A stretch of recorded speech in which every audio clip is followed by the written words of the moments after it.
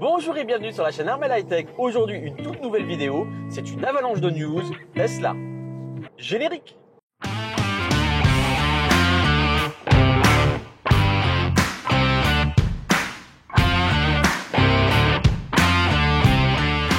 Bonjour et bienvenue sur la chaîne Armel High Tech. Aujourd'hui, on est à bord de la voiture et je vous emmène voir, découvrir avec moi une toute nouveauté Tesla, le premier superchargeur Tesla V3 de Bretagne à Brest. Je suis en route pour découvrir cette toute nouvelle nouveauté, ce tout nouveau superchargeur qui est en cours de construction.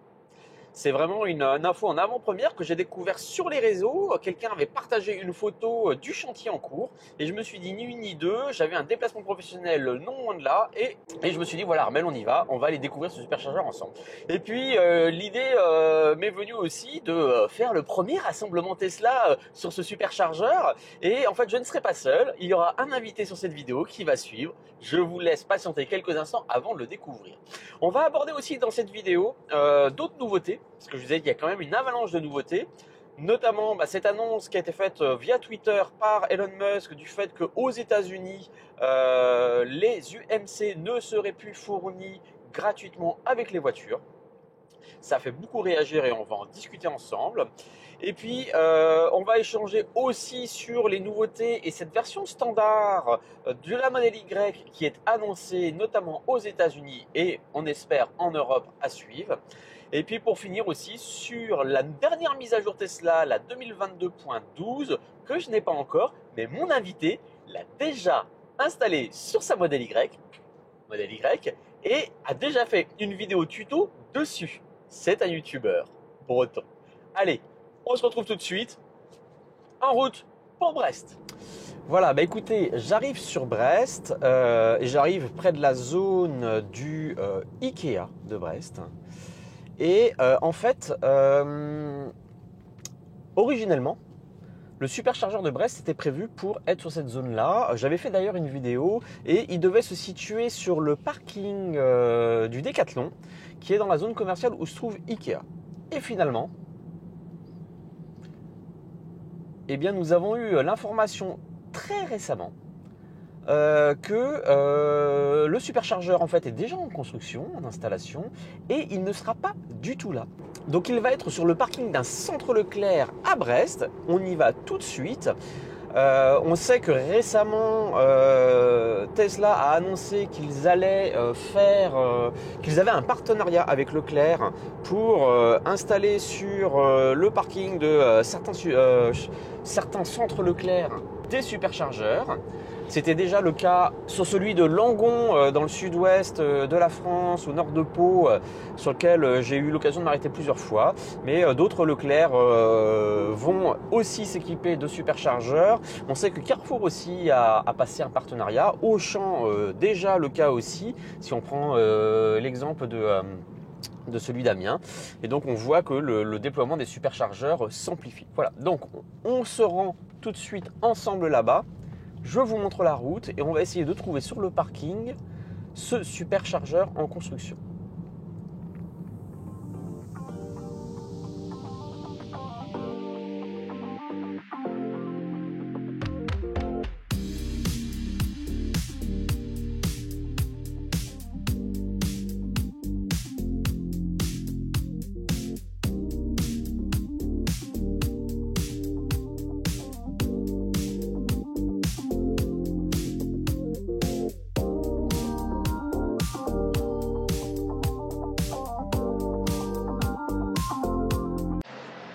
Alors nous voilà déjà sur le parking du Leclerc et vous voyez qu'il y a des bornes prévues. Il y a 38 places de parking avec borne de recharge pour les voitures électriques et on voit déjà qu'on a des collègues en Tesla qui sont en train de se charger. Donc écoute, salut Eric. Salut Armel. On te voit pas beaucoup. Non, je suis discret. C'est ça, donc c'est Eric de la chaîne Tesla Tips. Si vous n'êtes pas encore abonné, je vous mettrai en description et en lien sa chaîne. On va aller passer voir ta voiture juste à côté. Ouais. Parce que t'as... Accessoires. Voilà, donc on s'est retrouvés tous les deux. pour le premier rassemblement Tesla sur le superchargeur Tesla. Et donc on est sur le parking du Leclerc, Goueynou, je sais plus trop comment on dit, Goueynou c'est ça, à Brest. Et donc comme je vous montrais, on a déjà, alors, ce qui est génial, hein, ils ont déjà investi, on a 38 places avec borne T2. Je pense que c'est des 7 kW ou des 11, j'ai pas été regarder. On va aller voir, tiens. Donc ici, on est sur des bornes, pof, identifiez-vous, batch Fresh Mile. Alors on a une prise Schuko, une prise OV-Box, 22 kW. Ah, c'est marqué ici, 22 kW. Ouais, donc c'est quand même vraiment pas mal. Et puis on va aller voir la super voiture d'Eric. Donc Eric, t'as un modèle Y? C'est ça, un long range. Un long range, tu l'as depuis quand? Je l'ai depuis février 2022. D'accord. Et tu as commencé une chaîne YouTube dans la foulée ou avant de le recevoir? J'ai commencé ma chaîne il y a un an, puisque j'ai eu 2 modèles 3 avant. Ouais. Donc j'avais déjà commencé à installer quelques accessoires sur les modèles 3. D'accord. Et puis la plupart sont compatibles avec le modèle Y, donc je continue sur cette ligne. Bon. Et donc, je suis plus accessoire que sujet généraliste pour le moment. Ouais, t'as installé pas mal de kits. Alors déjà ta voiture elle est hyper personnalisée, je vais vous la montrer tout de suite. T'as déjà fait pas mal de choses hein, sur ta voiture. J'ai changé les feux arrière, rajouté un béquet, j'ai un petit partenariat avec Ancho, donc j'ai aussi rajouté le Pilot Light, c'est le petit feu central arrière, avec rappel de clignotant. J'ai plastidipé mes logos.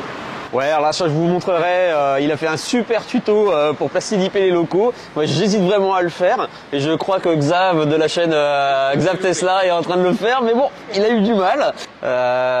Tac. Et puis, ouais, t'as eu pas mal de matériel en show dedans. Donc, notamment la rotule pour l'écran.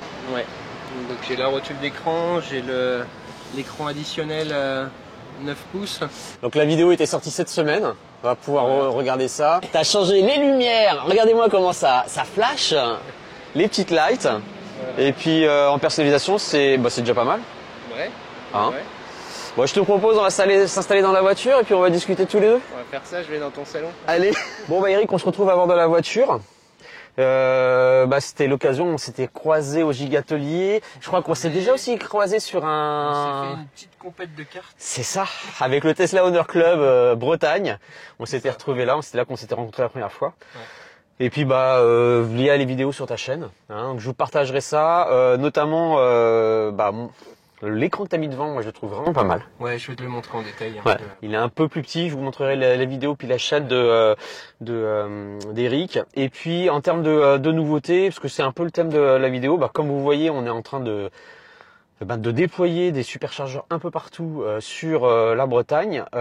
Si on regarde sur la carte, je vais filmer en même temps, parce qu'au finalement, on se retrouve une des régions avec le plus de superchargeurs. Donc on a Lorient, on a Saint-Brieuc, on a la station du Mont-Saint-Michel ici, Rennes, Nantes, et on va avoir donc ici à Brest, donc sur le parking du Leclerc, donc 16 stations et en V3. Donc ça va être le premier superchargeur de V3. Et vous voyez que la Bretagne, on est quand même super bien entouré.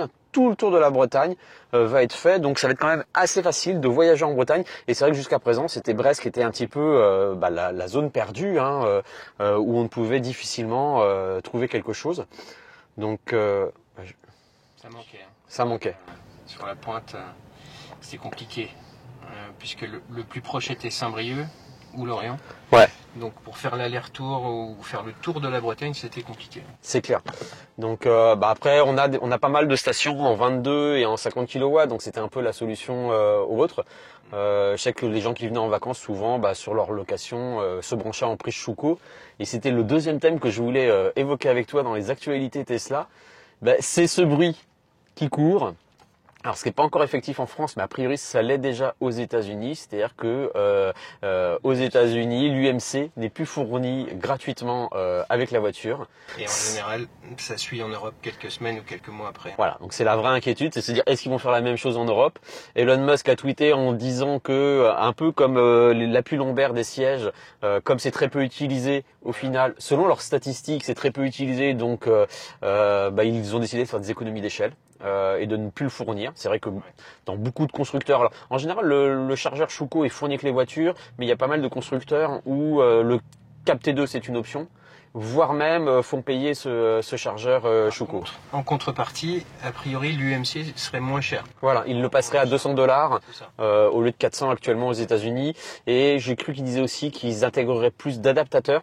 Parce que l'UMC Tesla a cette spécificité, c'est-à-dire qu'on peut changer l'adaptateur, mettre une prise P17 16 ampères, P17 32 ampères. Donc a priori, il fournirait aussi dans cette UMC plus d'adaptateurs que l'adaptateur actuel. Donc je sais que ça fait quand même pas mal réagir, il y a pas mal de mouvements de protestation là-dessus. Moi je sais pas ce que tu en penses, pour moi le chargeur UMC c'est un peu comme la roue de secours d'une voiture. C'est indispensable. Bah ouais, parce que c'est le seul truc qui va nous permettre de nous charger presque partout. Ouais. Parce qu'une prise de courant... Au quotidien, hein, chez moi, j'ai une prise P17 et j'utilise l'UMC tous les jours. D'accord. Ouais. Donc pour moi il est absolument indispensable et s'il passe à 200 €, je pense que je vais en reprendre un deuxième, d'avance. Ouais, ce qui te permettrait d'en avoir un qui resterait chez toi à domicile, fixé sur un support, et puis l'autre avec toi dans la voiture, etc. quoi. Parce que pour moi, c'est vraiment ça. Alors moi, je l'utilise essentiellement quand je suis en vacances, en déplacement en vacances, quand je vais dans la famille, etc. Ou quand je pars en week-end et que j'ai une prise à destination où je vais pouvoir me brancher et puis recharger chez mes parents, dans les maisons de vacances, etc. Mais pour moi, c'est vraiment le truc où si par hasard alors ça m'est jamais arrivé, mais si par hasard on a un mauvais itinéraire, on se trouve à un endroit où on peut pas charger, on peut toujours aller toquer à une porte en disant est-ce que vous avez pas une prise quoi. Et donc autant on n'a pas de roue de secours, c'est déjà galère, mais alors là, si on nous enlève l'UMC, c'est je trouve dangereux pour une voiture électrique. On ne peut pas fonctionner qu'avec le T2. Non, c'est pas possible. Non. Contrairement à ce que Elon Musk dit, vous avez qu'à installer une borne chez vous, c'est un budget. Je sais pas combien ça coûte aux États-Unis, mais chez nous c'est minimum 700 à 1500 € selon le matériel, la pose, si vous le faites poser, si vous le faites vous-même, etc. Donc voilà, c'est dans les mauvaises actualités Tesla, en dehors de l'augmentation des tarifs, voilà. Ouais, il y a toujours des surprises. Et puis une des actualités, je voulais en discuter avec toi parce que tu es propriétaire d'un Tesla Model Y Long Range. Et ben cette annonce, ce bruit qui court de la sortie d'une version standard du modèle Y. Ça n'est qu'une rumeur pour l'instant. Est-ce que c'est un modèle qui toi t'aurait plus, si tu devais acheter ta modèle Y, est-ce que tu partirais sur une version standard un peu comme sur la modèle 3 avec 440 km d'autonomie ou vraiment la long range Alors j'ai eu une long range modèle 3, j'ai eu une SR Plus modèle 3. L'autonomie de la SR Plus ne m'a jamais dérangé. D'accord. Par contre, le Y consomme quand même un petit peu plus que la modèle 3. Donc si c'était une batterie équivalente à la modèle 3 SR Plus, je me poserais des questions. Ouais, parce que sur ce qu'ils semblent annoncer sur cette version standard, c'est aux États-Unis qu'ils la ressortent, elle a annoncé à 449 km d'autonomie. Donc on hésite encore un peu sur le type de batterie qu'ils ont mis dedans. Bon. C'est à voir.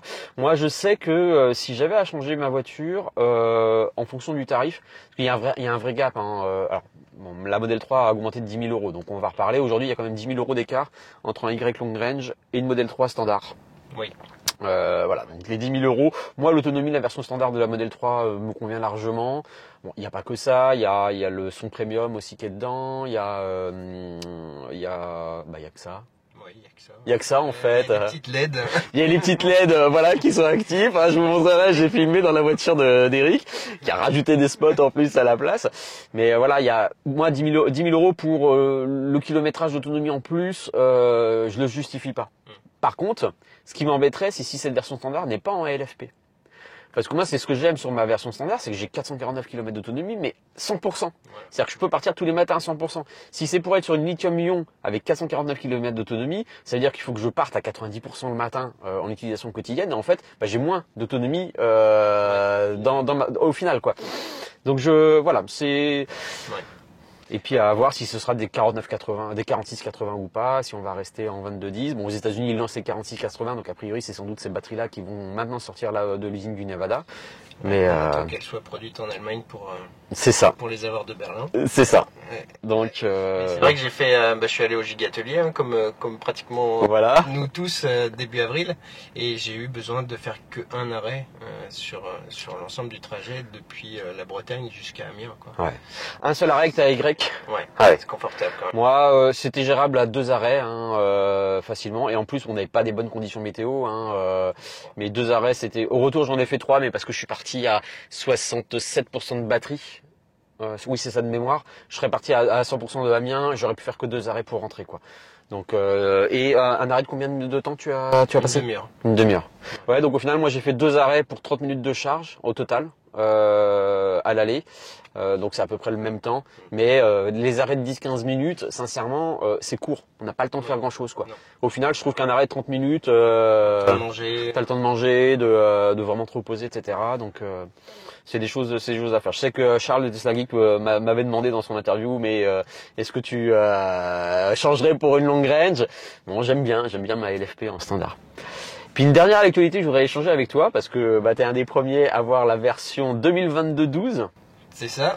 Et tu l'as installé sur ta Y hier soir. Je l'ai installé cette nuit. Voilà. T'as sorti une vidéo 1h30 avant qu'on se retrouve ici. J'ai eu le temps de la regarder et tout. Donc je vais pas vous spoiler. Alors pour toi, c'est vraiment la mise à jour qui corrige un petit peu des défauts de la V11, c'est-à-dire des pertes de raccourcis. Alors, on peut, oui, on a accès maintenant sans passer par un menu intermédiaire au siège chauffant. Bon, ça arrive un petit peu tard puisqu'on est en mai et qu'on va en avoir beaucoup moins besoin forcément que cet hiver. Mais bon, on espère qu'ils vont la maintenir sous cette forme pour l'hiver prochain. Oui. Et puis il y a d'autres accès. On peut activer maintenant le mode camping et le mode chien depuis l'application. Ouais. Donc bah, si on voit qu'il y a une surchauffe de l'habitacle ou voilà, le mode chien limite à 40 degrés l'intérieur de la voiture. Et moi, ça m'arrive souvent pour filmer, quand je filme dans mon studio à l'arrière de la voiture, j'active le mode camping et ça m'est arrivé 2 fois d'oublier de désactiver le mode camping et de m'apercevoir le lendemain matin que la voiture est toujours en train de chauffer, quoi. Alors heureusement, elle était branchée sur la borne et tout, mais là, au moins de mon salon, de mon canapé, je pourrais désactiver le mode camping. C'est genre de petites bêtises. Ouais, et puis bon, il y a Disney Plus aussi. Ouais, et puis une chose importante pour les parents qui ont un siège auto derrière, ouais. On peut aussi maintenant sélectionner de verrouiller ou la porte gauche ou la porte droite. Parce qu'aujourd'hui, on ne pouvait pas le faire. Aujourd'hui, c'est dans sécurité. Ah oui, sécurité enfant, d'accord. On active sécurité enfant et ça verrouille toutes les portes. Alors moi, je dirais sur les raccourcis, franchement, je vais apprécier. Alors, en fait, le siège chauffant, moi, je fonctionne en siège chauffant automatique. D'accord. Donc c'est vrai que alors moi par contre, je pense que c'est le volant chauffant parce qu'en plus, je sais pas pourquoi, en termes d'ergonomie, ils ont mis l'icône du volant chauffant. Je vais vous faire une photo pour incruster sur la vidéo. Ils ont mis l'icône au milieu de la console centrale sous l'écran. Et moi, c'est pas logique. Et quand je vais sur le volant chauffant, je sais pas pourquoi, à chaque fois, je veux cliquer sur le volant. Je sais pas pourquoi cette icône d'activation, ils l'ont pas mis au niveau du volant ou juste en dessous si vous voulez laisser le logo Tesla. Pour moi, c'est pas intuitif. Et après, je suis perdu, je le cherche, etc. Donc, je pense que c'est plus, je suis d'accord, on arrive pour l'été, donc on va peu les utiliser. Je pense que dans les icônes rapides, c'est celui-là. Et puis, le désembuage arrière, parce que moi, la voiture dort dehors. Et ça m'arrive le matin, juste d'avoir une pellicule, pas de l'eau, mais une pellicule qui a du mal à partir quand j'accélère. Et donc, j'active le dégivrage arrière pour enlever cette eau sur le pare-brise arrière, parce que sinon, on n'y voit que dalle. Moi, c'est vraiment les 2 menus en accès rapide que je préférerais avoir, quoi. Donc, l'avantage aujourd'hui, c'est que ça sera personnalisable. On pourra les mettre là. Donc, il va falloir que je choisisse dans mes courtes de recharge ou autre lequel icône je vais faire sauter. Parce qu'en fait, moi, j'ai téléphone, message, courte de charge et Spotify. Et je les utilise quotidiennement. J'en aurai 1 ou 2. On va en avoir 5. Hein. On passe à 5. D'accord, ça c'est une nouveauté aussi. Ok. Donc ça c'est bien, on va passer à 5 icônes supplémentaires, quoi. Ouais, je pense que c'est une évolution que beaucoup de personnes vont apprécier. Dites-nous en commentaire ce que vous en pensez. Je vous mettrai en lien et en accès rapide le tuto d'Eric sur cette nouvelle version. Voilà, sur les actualités Tesla, après, bon, il y en a un petit peu quasiment tout le temps, mais c'était vraiment sur les points sur lesquels je voulais agir. Et puis, voilà, cette nouveauté, ce superchargeur. Alors, on ne sait pas exactement quand il va ouvrir. J'espère qu'il sera prêt pour cet été pour vous. On n'en sait pas plus. C'est vrai qu'il n'est pas à l'endroit qui était prévu initialement. Mais vous voyez, les travaux ont bien commencé, les gaines sont passées, le câblage électrique, je pense, va suivre. Puisque si on regarde un peu le matériel qui est prêt sur la zone, etc. Donc, les gaines voilà. sont en place. Ouais. Donc il restera les transfos à poser, etc. Donc voilà, on vous tiendra au courant. Je pense qu'on a plein de collègues sur Brest qui nous tiendront au courant sur les forums ou autres dès que ce sera ouvert. Et puis on essaiera de faire peut-être un premier gigatelier un dimanche à Brest. On pourra, Steph, il faudrait qu'on contacte Monsieur Leclerc et prévoir un gigatelier à Brest. Il y a un parking couvert. Franchement, je pense qu'on peut organiser ça à Brest. On a notre super chargeur. Merci d'avoir regardé la vidéo et à bientôt sur la chaîne Armel High Tech.